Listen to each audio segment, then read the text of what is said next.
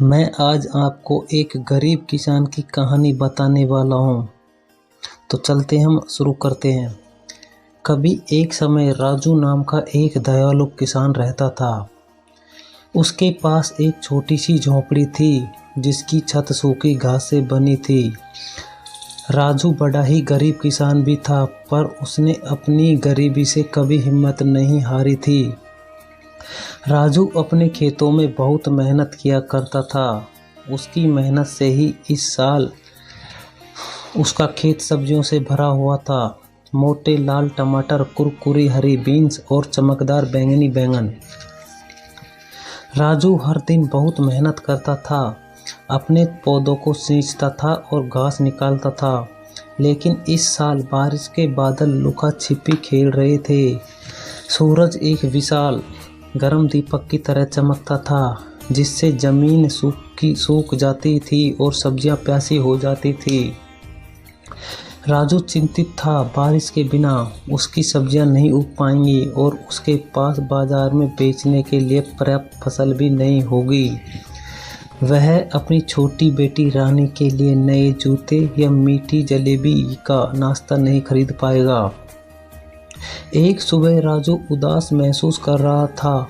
जब वह अपनी झोंपड़ी के पास बैठा था तो एक छोटी सी गौरैया उसके कंधे पर आकर बैठ गई। गौरैया ने सिर झुकाते हुए कहा, मुंह लटकाए क्यों बैठे हो राजू?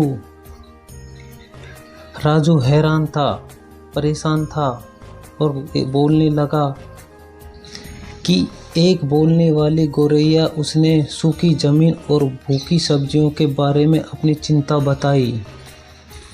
गौरैया ने धैर्यपूर्वक राजू की बात को सुना और कहने लगी, चिंता मत करो राजू, मुझे एक गुप्त स्थान का पता है।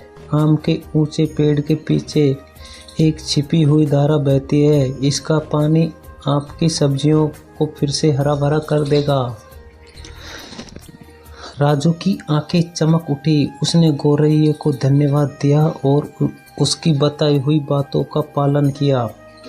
सबसे ऊंचे आम के पेड़ के पीछे उसने एक जगमगाती धारा देखी, ठीक वैसे ही जैसी गौरैया ने कहा था।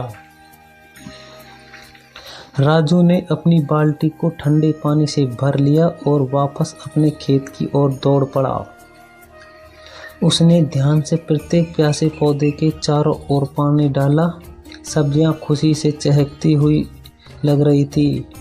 उनकी पत्तियां चमकीली हरी हो गई।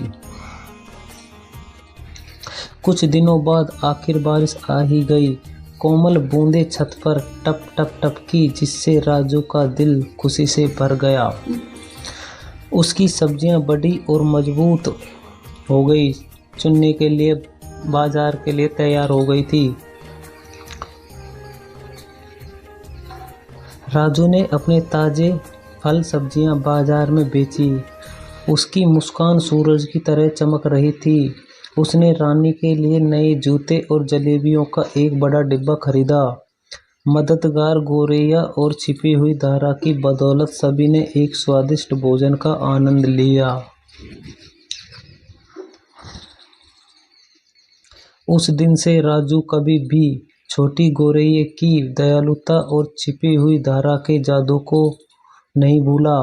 वह जानता था कि भले ही चीजें मुश्किल लगती है, वहाँ हमेशा थोड़ा जादू खोजने के लिए इंतजार कर रहा होता है।